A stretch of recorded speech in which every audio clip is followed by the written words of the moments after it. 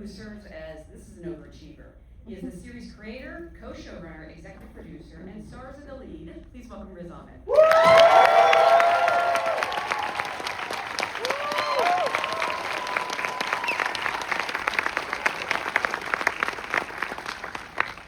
Hey everyone, thank you so much for coming. Really appreciate it. I just ran off a long list of credits. I didn't even mention you have a new movie in theaters this weekend.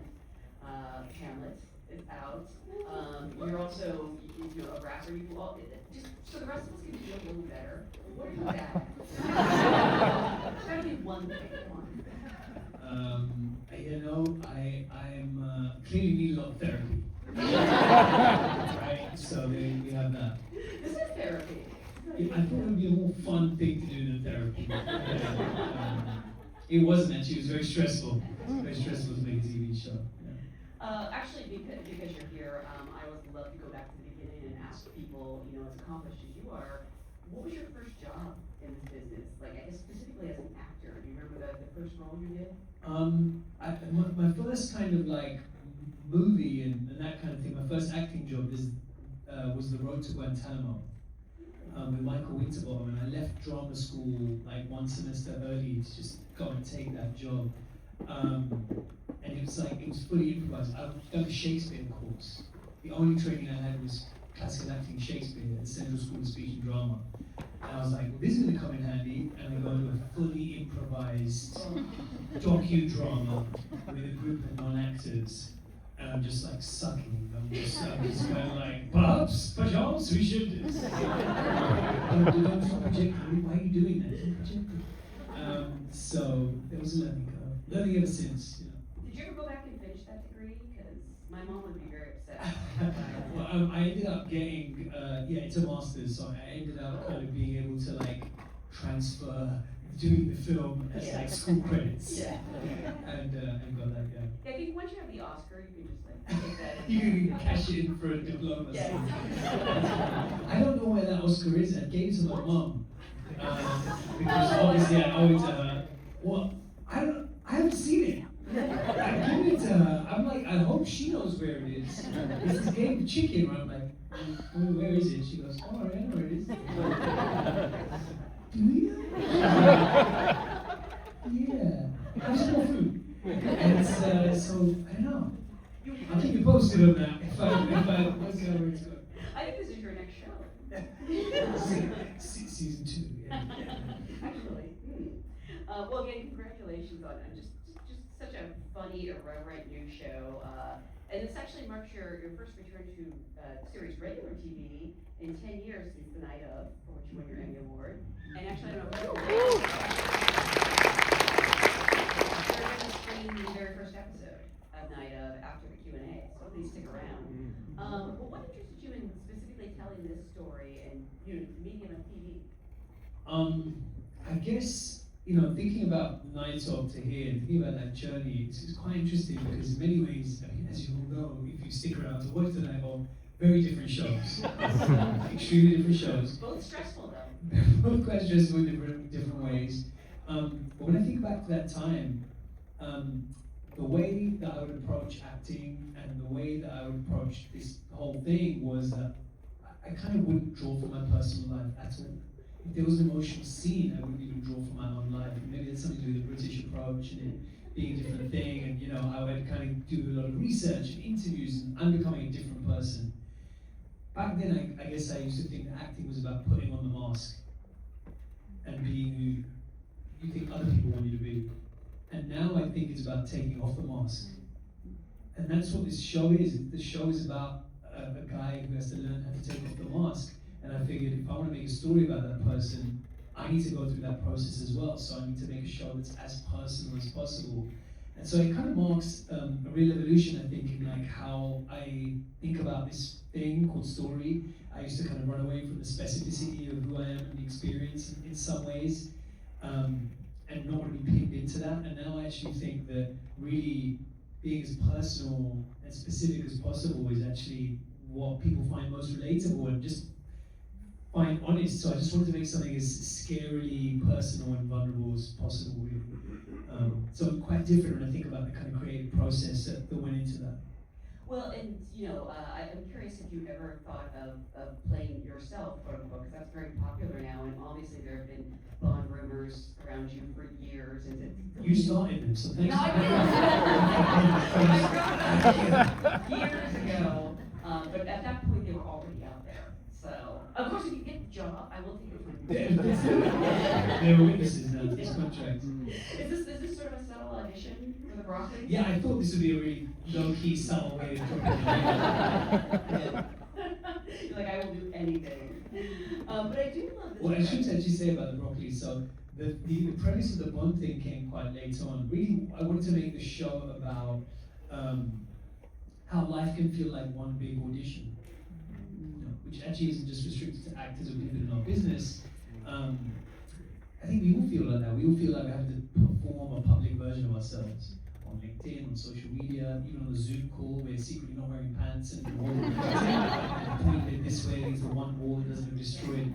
And it's like, we're all performing this version of ourselves, and there's this big gap between our public and private selves. And someone once told me that the distance between your public and private self is the amount of shame that you carry. And I thought, yeah, and there's only one way to shame, and it's laughter.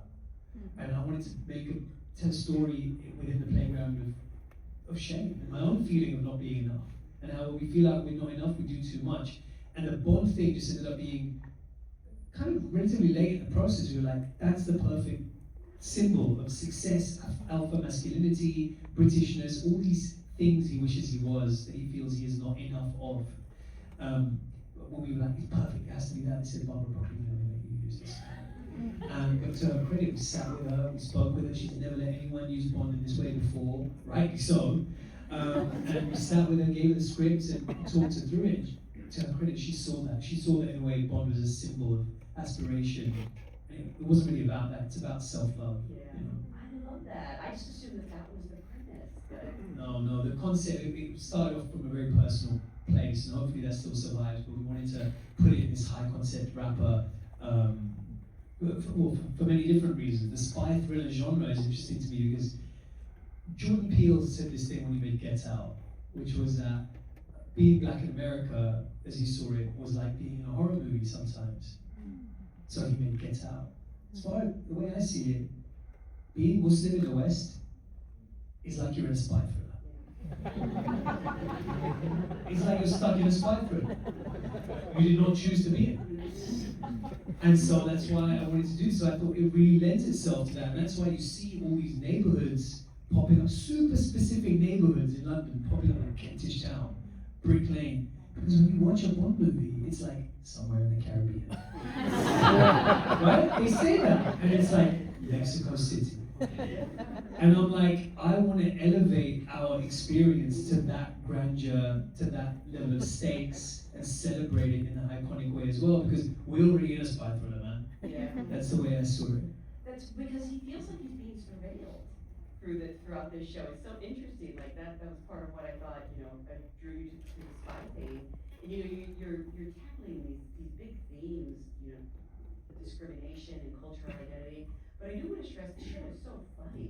And that's such a fine balance to walk. How do you do that first in the writing, but then in a performance? Are you allowed to try it different ways, or? I think one thing I should say is that there may be some people who came to this screening expecting another intense drama where I die at the end. That's like the thing, like particularly in America, I think people got to know me because of the night of, which couldn't be more intense. But in the UK, the thing I get stopped for the most to this day is Four Lions. Yes, of course. I know, only 10 people saw it. It's very popular. It's kind of like, it occupies the same space as like maybe like a Napoleon Dynamite does in the US, right? It's like a certain generation of people, it's like their favorite movie. It's like super weird and British. And it's a comedy, right? And so I love comedy. I adore it, really, And so, yes, it's about the writing, but what I really enjoy is putting it up on its feet.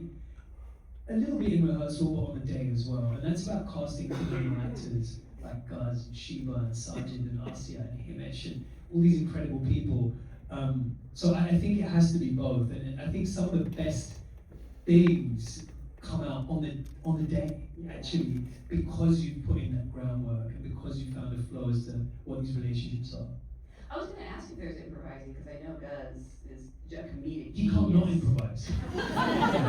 I'm like, once, just say it. I spent so long writing it. Say it once. He's like, what's that thing you're holding? It's a script, bro. I'm reading the script. Yeah, he's a next level amazing genius and such a big heart. And he actually wanted to be here today. He sent his apologies he couldn't make it, but for various personal reasons. But we go way back and we have a close relationship. Yeah. It's actually a crazy story. So we were on set and he goes, bro, do you remember when we first met? I said, yeah, I remember. Like 7 years ago, you went viral making that joke video against Jurassic Park because of the dinosaur called the Pachysaurus. You said Steven Spielberg was racist, you went viral there for your show. You DM'd me on Twitter and asked if everyone in Hollywood is the Illuminati, and I said yes. And he goes, that isn't actually the first time we met. And I go, how do we? He goes, we met 20 years ago. I was like, what?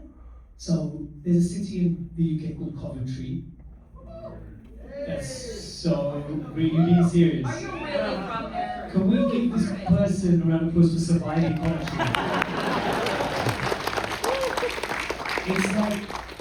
It's like post-nuclear Detroit. You know what it is. Yeah. And so I'm in Coventry and I've been booked to do a spoken word gig. Okay.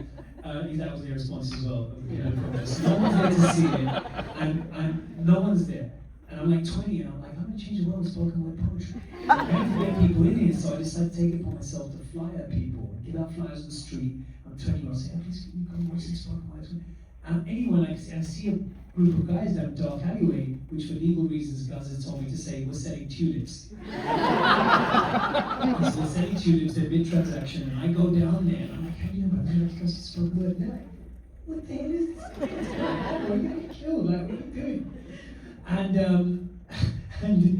they came to see me just out of pity. And they watched me, and Gus said, you know, it was the first time I saw someone who looked like me performing and doing that kind of thing in a space like that. And it made me think, I need to actually do more of my stand-up comedy ambitions. And I then went on that journey.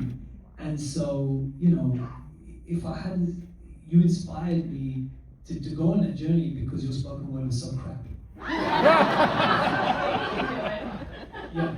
And so that was so it's a real full circle kind of bromance we have, you know. And I wrote the show, wrote the role for him as well. Yeah.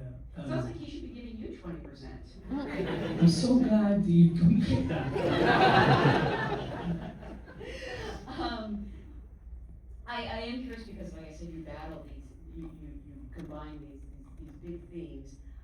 The best example I can think of is, you know, the Seven Pigs Head, which is a horrifying, you know, grotesque thing, and then you get Sir Patrick Stewart's voice. Who hit upon that idea, and how quickly did Patrick say yes? Well, I knew that I wanted to dramatize the idea of the inner critic and the critical inner voice, and we all have it, right? And I guess there's this feeling of like, yeah, how do you put that on screen in a way that's fun and surreal? And some of you, you know, may not have seen the next 3 episodes, but the show gets much more surreal. And actually, one of the touch points of this whole show is Alice in Wonderland. And you'll see that in episode 3, I'm wearing a version of like what Alice wears, right? It's the sky blue and the white, and there's lots of kind of Easter eggs that are homage to that tale.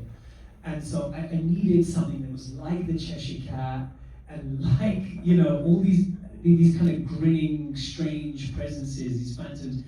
And also this spoke to this idea how we can internalize, you know, the criticism from outside and the prejudice from outside. And we were like, it has to be someone who has gravitas, someone who has to be an undisputed master of the craft, who can make Shah feel insecure, but also can be funny. Yeah. And he was the only choice. We wrote to him, and I still can't believe he said yes, to be honest.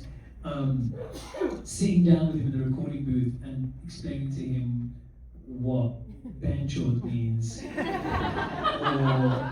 what demandem means. He's like, oh, fascinating, don't afraid. There is a logic to it. And I'm like, it's just so amazing. And I think the reason he did it, and the reason really is, I mean, I'm kind of we welled up, me and Ben Carlin, when he said this in the room. He said, I just have never read anything like it. And then that was my greatest hope, you can't please everyone, but if hopefully try to do something kind of distinctive, and I think that spoke to him. Yeah, but how well read is Patrick Stewart? just Shakespeare.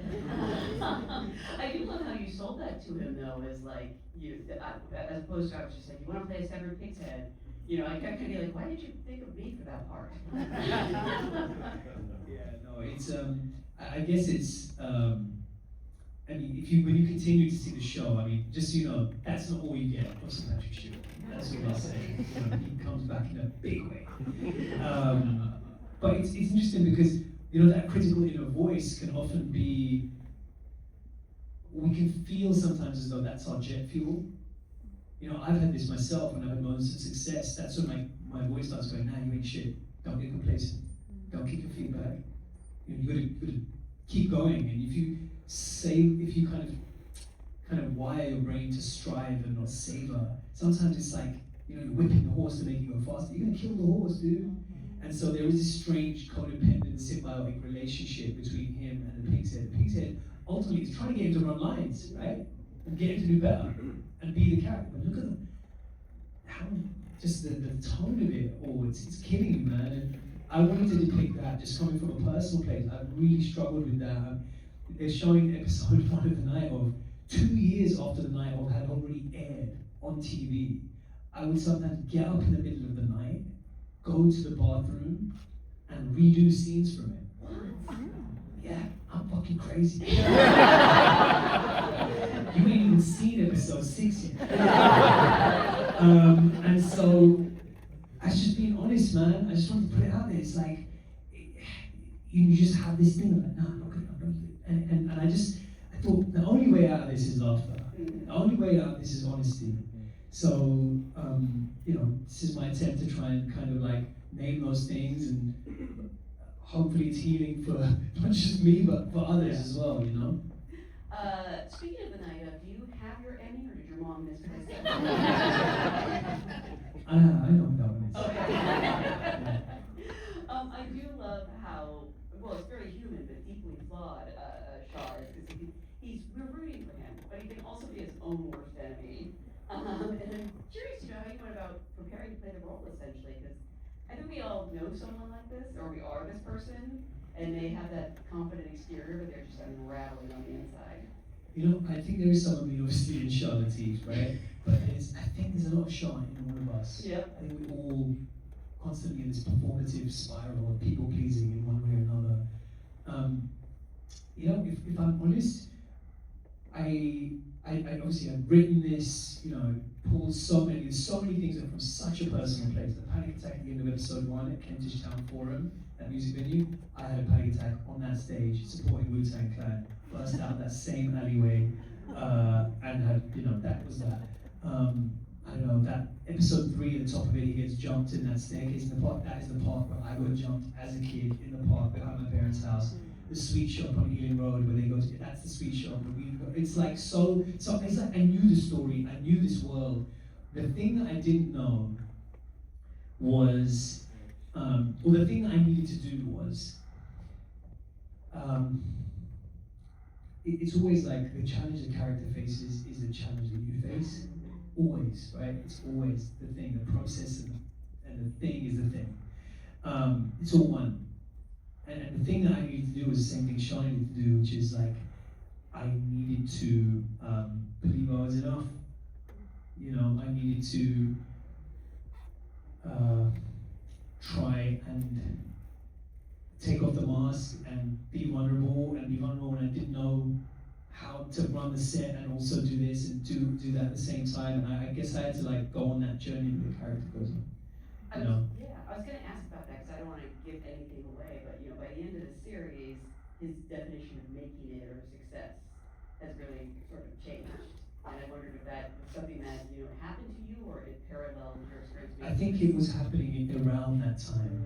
Around that time, I kind of felt personally that I had been so eager for so much of my life to have a seat at the table and be in the room, and I always try and kick down doors, and sometimes often feeling like I was kept outside of the room, and like so many of us do in different ways, right? And now I'm like, I want to make my own table.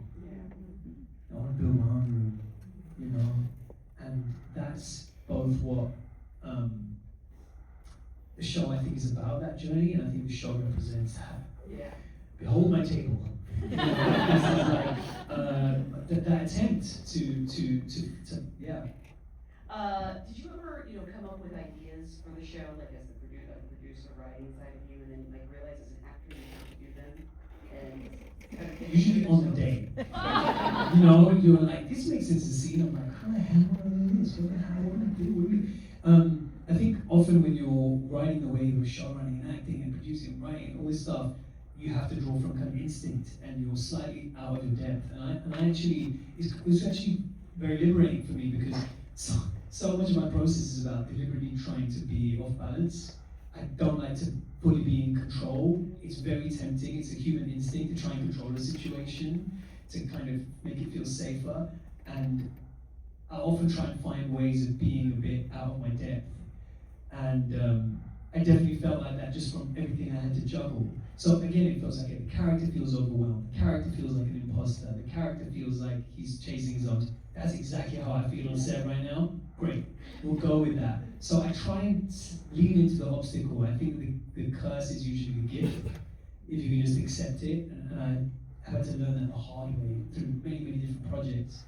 Like learning the sound of metal, I was like, I'm sorry, he said sound of metal.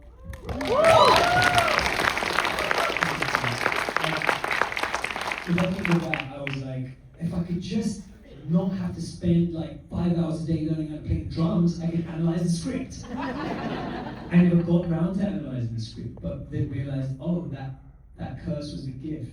That obstacle was the key. Like, I've prepared for this in a very different way. It's in a physical way, in an embodied way.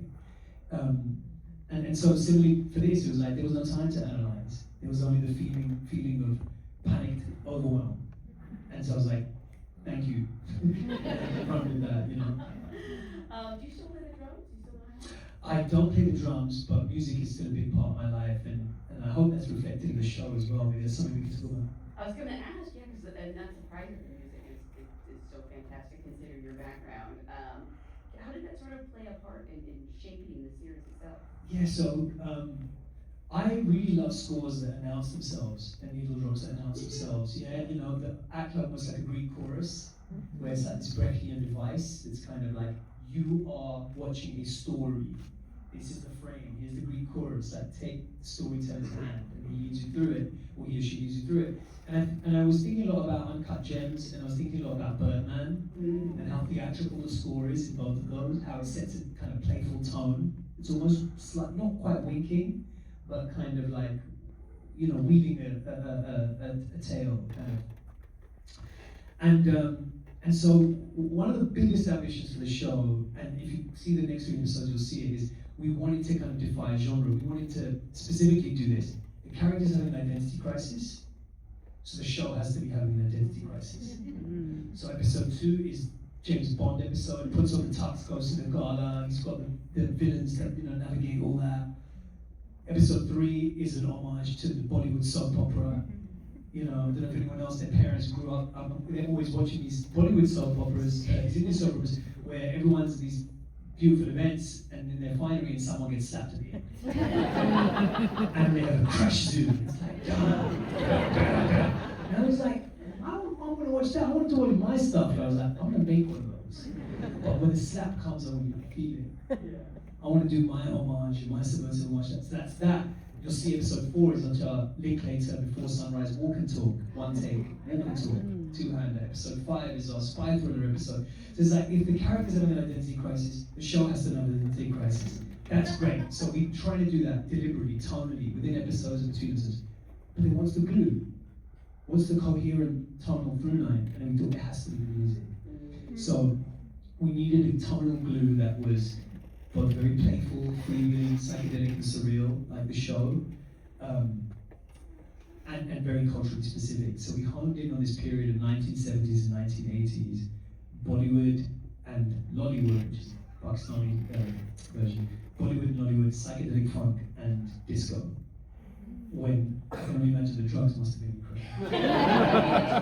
Yeah, exactly. Students were amazing, and yeah, it's just a very particular sound. So it's like Nahid Akhtar and Taffa Brothers in the 70s, Lollywood psychedelic funk stuff, and Bobby Lahiri and Asha Bhosle in the 80s disco stuff. It's a period of music I really love. It was when, India and Pakistan and Afghanistan were part of the hippie trail. It was a very particular vibe going on then. People just brought synths and all this kind of stuff, and 303 acid, synths and stuff to the thing. I don't let me geek out on this too much. But yeah, so that was our kind of tonal glue for the whole thing, and we had an incredible music supervisor, Kira Elwes, who also did I May Destroy You, which was an incredible show, and it was one of the touch points for me, really, for this show, in that it's so unapologetically specific and personal to a community and an individual, and so yeah, we kind of just went crate digging and found these deep cuts. You talked about how you don't relate to that feeling of wanting a seat at the table, and you made your own table. But how good does it feel like as a producer to invite other people to that table and get the I don't know. I only know Gus from Taskmaster. I'm sorry. I don't know if he does a lot of acting, but he was fantastic. He has his own TV show. Okay. It's called Man Like Moby, which is like a amazing show. And he does, but to answer your question, it's the best. It's the best feeling. How do I say this without sounding like I'm getting my little violin out? I've sometimes felt alone. Alright, I felt alone. I felt alone for a long time. Now I have a community. No, but there was that sense where sometimes it's wow, and particularly when you get into it yourself, there could only be one. There's only space for one in the room, and we're all up against each other. It's I want to bring this group of people together, man, and create a vibe and a family and a community, and it was so nourishing. Yeah. It was so goddamn, it was just felt so special, and yeah, I'm we have a big great man myth in this business and in our culture, right? From Silicon Valley down, and it is a collaborative medium. That's it. That's the long and short of it. It can be one person's vision, but it's not their execution. Everyone has their hands on it before it reaches eyeballs, and I was really reminded of that in a way that was actually so so nourishing. I love all of these characters, the whole family.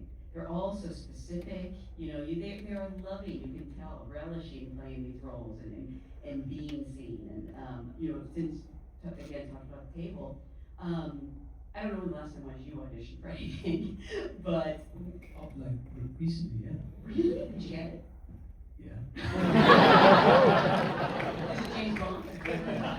I'm here to announce that. This is all the soft launch. But what is it like to be on the other side of casting? Did it sort of help you? It's hard. Auditions are hard, man. I've screwed up so many auditions. Dev Patel gets a shout out in the show. I screwed up my audition for Slumdog Millionaire so badly, legendarily badly.